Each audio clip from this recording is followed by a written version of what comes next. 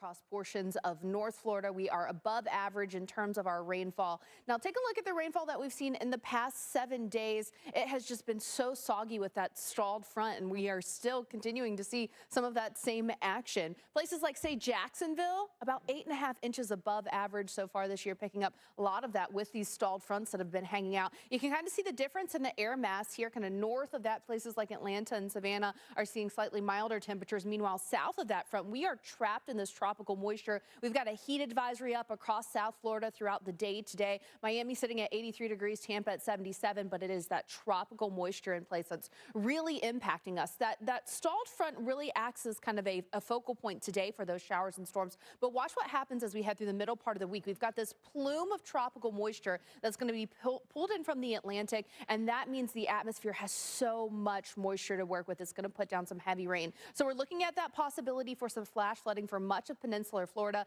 Look at what happens as we head through the afternoon today. Those storms bubbling up over 95, bubbling up over 75 as well. It is just going to be a soggy time today into tomorrow. And these aren't your normal run-of-the-mill kind of summertime thunderstorms that we're used to. These are those storms that are bubbling up, and they're sticking around for quite some time and putting down a lot of rain with all of that tropical moisture that we have in place. Wednesday, we're seeing that same thing. Thursday, once again, Thursday afternoon into Friday, we've got that chance for some heavy rain at times. We're adding 3-5 inches on to some places, maybe locally higher amounts. And that is really bad news for places like, say, Naples, that have picked up about 18.5 inches above average, Jim, but about 15 inches of that above average surplus has come since May. So we've really seen a soggy time across much of Florida in the recent months.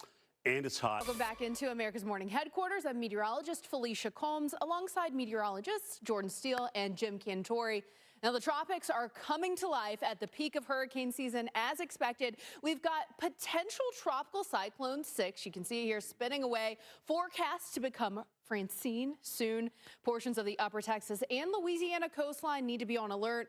Make sure they have their hurricane plan in place right now. Jim, now's the time to be getting prepared. And as we've seen over and over again, sometimes these Gulf systems, they can overperform, sometimes underperform. You want to be prepared for everything. Yeah, I mean, I think the top season showers that we've been seeing, it's been a bit enhanced because we've had kind of one stalled frontal boundary after another. But if you love seeing those shots, you've probably seen a lot of them recently with that heavy rain coming down. We've had tons of rain. You can see especially here across northern portions, central portions of Florida, places like Jacksonville, well above average in terms of rainfall. And a lot of that has added up in the past, say, couple months or so with this rain that's been coming down. You can see another stalled boundary here. Difference in air mass is certainly cooler north of that air mass for places like Atlanta and Savannah. But as you head south, it is muggy. It is hot. We've got a heat advisory going into effect for South Florida around 10 a.m. this morning and lasting throughout the day, because with all of this moisture in the air, you cannot get away from those feels-like temperatures that are making it feel so much hotter than it actually is. That front is going to be a focal point for the early part of the week for rain and showers, and then we've got this plume of tropical moisture. That's what you're seeing when you're looking at this. The reds and the oranges on this map, that indicates deep tropical moisture, and you'll see that all across the whole state of Florida, really. You've got that deep tropical moisture building in. That risk for some flash flooding through tomorrow. Orlando, Daytona Beach, Fort Myers, I'm looking at you. I know the ground is soggy in some of these places, so we could see that flooding start pretty quickly. Now watch what happens. You get those storms bubbling up over 95, over portions of I-75 across southwest Florida, and these are those type of showers and storms that are coming down and you cannot see. We're talking about traveling, moving very, very slowly later this afternoon, tomorrow afternoon, into Wednesday as well. Rounds of rain are continuing, and as we know, Florida can handle the rain. But when you're talking about that possibility for maybe 2-3 inches of rain in an hour, that's going to cause some flash flooding in those flood-prone places, really maybe not even in the flood-prone places, and lots of places. And then we're adding even more rain on that still to come. So, Jim, you know, it is the rainy season. We expect it to be a wetter time of year, but we cannot get out of this humidity, out of this rain. It's just a mess. I mean, you want the rain to cool you off a little bit, but then it just makes the humidity worse the next day. Unless you're driving on 95 and you're like, oh my gosh. I don't know what to do. All these people around me don't know how to drive. Right. There's spray everywhere. Yeah. You're going 20 miles an hour. Some are still going. Either you're stuck in the rain or you're just absolutely, especially across South Florida, sweating it out in the heat. Let's talk about the rainfall that we've seen in the past 7 days. Everywhere that you're seeing yellow, that is at least 3 to 5 inches.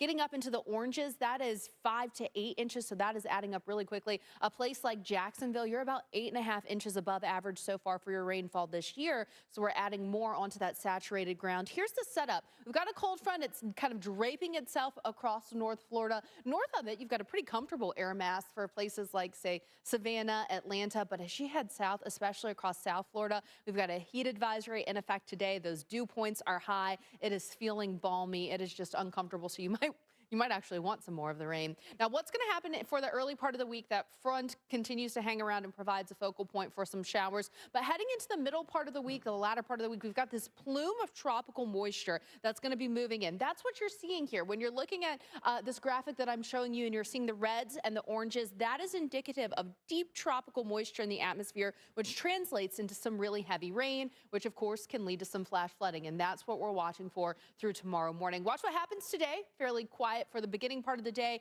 We get that daytime heating, we get those sea breezes kicking, but this is even a little bit more than your typical sea breeze action. By 5 o'clock, everyone's getting off of work. You're trying to enter Monday, right? And this is what it looks like up and down that 95 corridor or over for Southwest Florida for 75. It's going to be a mess. Just go ahead and give yourself some extra time for your afternoon commute today into Tuesday, into Wednesday, as well as we just continue with that moisture. And then look, Thursday, Friday, same thing. Now, it is the rainy season. We're used to getting rain this type of year, but it is just enhanced with all of this moisture that we have around. So that is going to be impacting us. We're expecting a large swath of 2 to 3 inches, but 3 to 5, even higher is possible than that. You can see here across portions of Southwest Florida, we're starting to see that add up. And places like Naples are about 1.5 feet above average in terms of rainfall so far this year. Jim, since May 1st, we're more than a foot above average for rain in Naples. So the last thing we want is adding even more rounds of rain there. Yeah. Not Well, time now for your Monday morning front lines. We start in San Bernardino. And of course, Jim, we are watching our forecast for our next tropical system and hoping everyone keeps a close eye on this as we head toward the middle of the week. We absolutely have to. Well, hurricane conditions can knock out power for days. Many people turn to portable generators when the power goes out, but they can be dangerous if not used properly. Absolutely. Carbon monoxide is the leading cause of accidental poisoning deaths for the United States. Meteorologist Molly McCullum spoke with First Alert home safety expert Ashley Goken about ways to help keep you and your family safe. Welcome back into America's Morning Headquarters. I'm meteorologist Felicia Combs alongside meteorologist Jordan Steele and Jim Cantori. Guys, the tropics are coming to life at the peak of hurricane season. We've got potential tropical cyclone 6. You see it spinning away here. Forecast to become Hurricane Francine by the middle part of the week. Now, portions of the upper Texas and Louisiana coastline need to be on alert. Make sure you have your hurricane plan in place right now. Now is when you want to be preparing. And Jim, I would say, some people look at this and say, oh, the forecast says hurricane category 1. But as we've already seen, that can cause a lot of damage. Absolutely, especially given the Monday, whether you are just traveling to work or you're traveling home from a long weekend, maybe you're traveling somewhere, could run into some travel delays, especially if you're traveling across the south, particularly across Florida today, where it is going to be a messy time. But we've got lots of green bubbles starting off our day this morning, so we will take that. Not seeing any turbulence reports as of right now, but when you have this front kind of hanging around, a couple different atmospheric dynamics like we have going on, we're expecting to see some of that turbulence bubbling up as we head through the afternoon. You see that here across portions of Georgia, maybe out through the Rockies as well, over into the plains. So could get a little bumpy. Always a great idea to go ahead and maybe take a bottle of water with you. So just in case you're stuck on the plane and you don't end up getting that water service or the snack service, you have some water and maybe a snack too.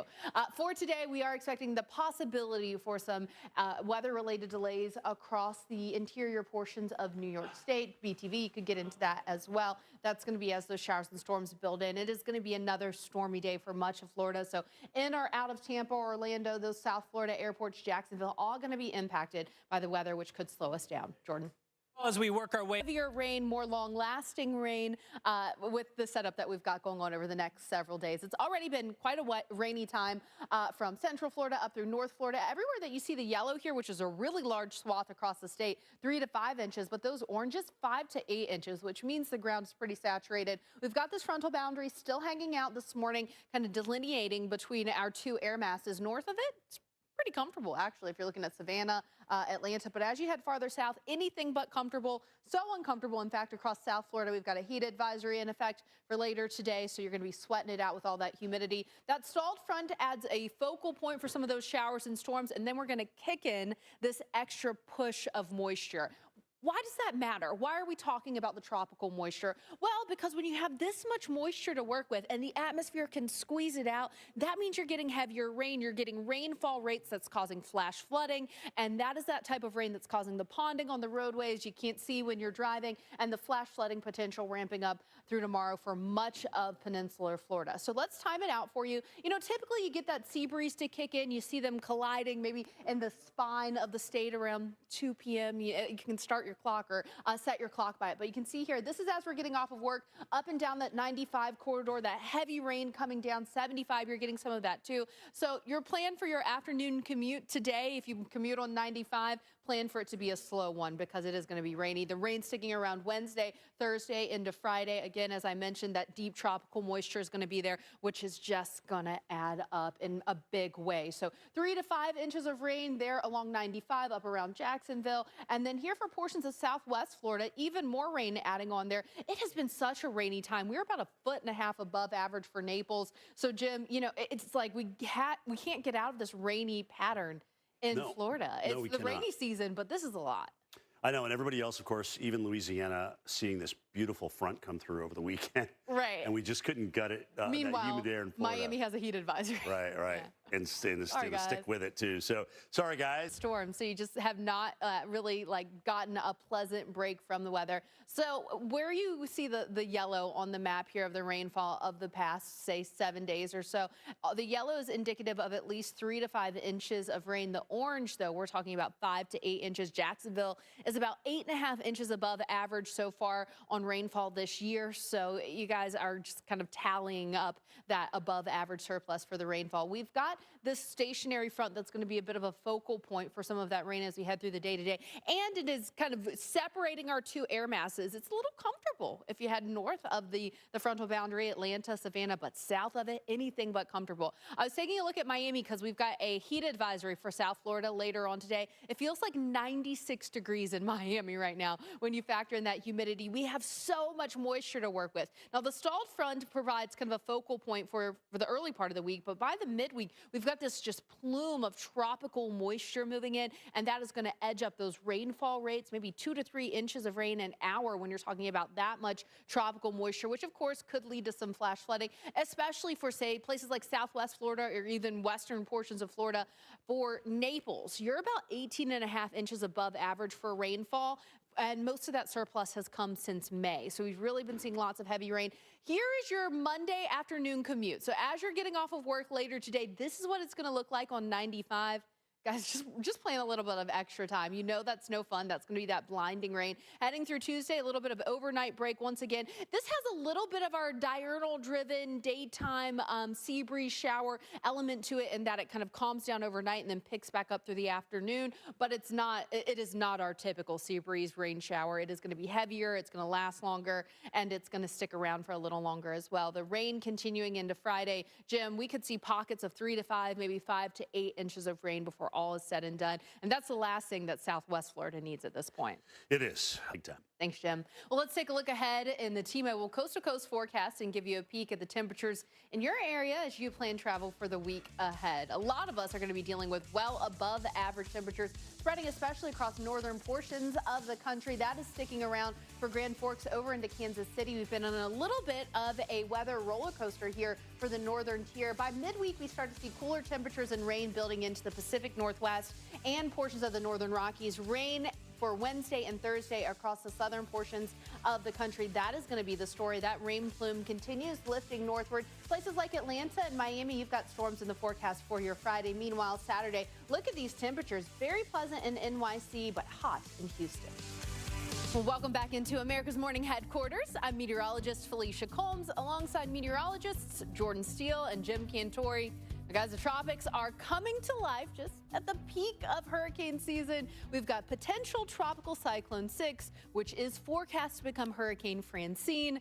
Now, portions of the upper Texas and Louisiana coastline need to be on alert and make sure you're already getting your hurricane plan in place now. Jim, we've been telling everyone this. Go ahead and start preparing. Keep an eye on this forecast because, what we've seen recently, even just, I quote this, even just a Category 1 can do a lot of damage. Absolutely. And Kicking off your Monday morning, maybe you are traveling to work this morning, or maybe you're traveling home from a long weekend, traveling to kick off some vacation, maybe. Whatever you're doing, the weather could be impacting you, and especially if you're traveling around Florida, you can see our gold bubbles showing up there. That means we're expecting some weather-related delays, whether it's Orlando, Tampa, Miami, FLL, all of those airports could be impacted. Meanwhile, lots of other green bubbles on the map, but that does not mean we will not see some impacts here or there. Starting to see some turbulence reports, especially along the Gulf Coast, there across the Rockies, and this could get worse as we head throughout the day, and the forecast is showing that some of that turbulence could